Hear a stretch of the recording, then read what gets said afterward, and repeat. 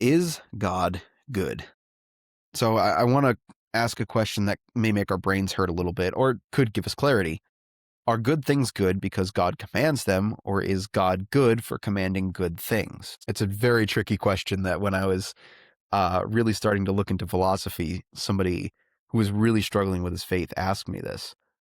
And it was very interesting to kind of look into the reasoning behind it. The Christian may be tempted to respond with the first, right?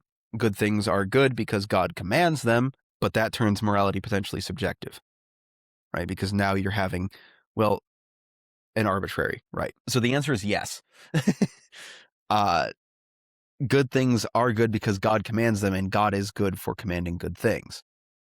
That may seem a little weird, but let's dive a little deeper. So God commands what is good because it is good, and things are good because God commands them, right? Just like I said, it may sound circular, however, it misses a fundamental understanding. God is the source of goodness and is actually goodness itself, right? So goodness is the property of good, right? It is what good flows out of. This is kind of similar to how God is life itself and is the author and source of life, right? So God can provide life, but since he is eternal and living, he is life itself. If goodness flows out from God, then God only possesses good and must be good. Good has classically been defined as acting in the interest of what is beneficial. Positive is a pleasurable sensation, right?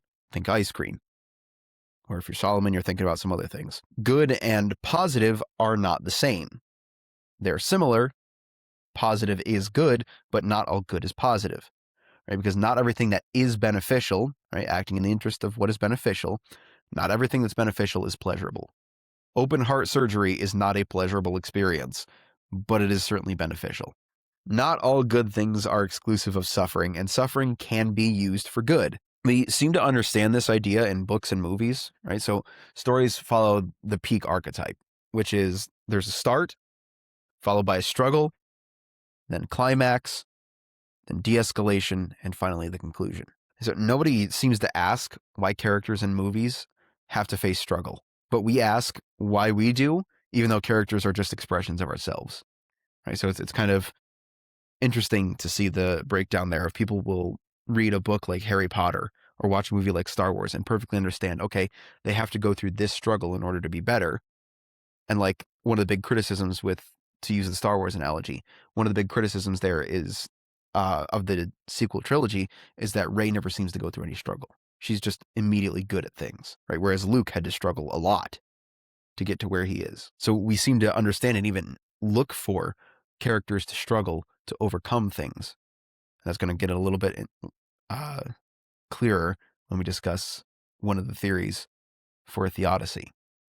But we seem to have this cognitive dissonance of why we also have to go through struggle.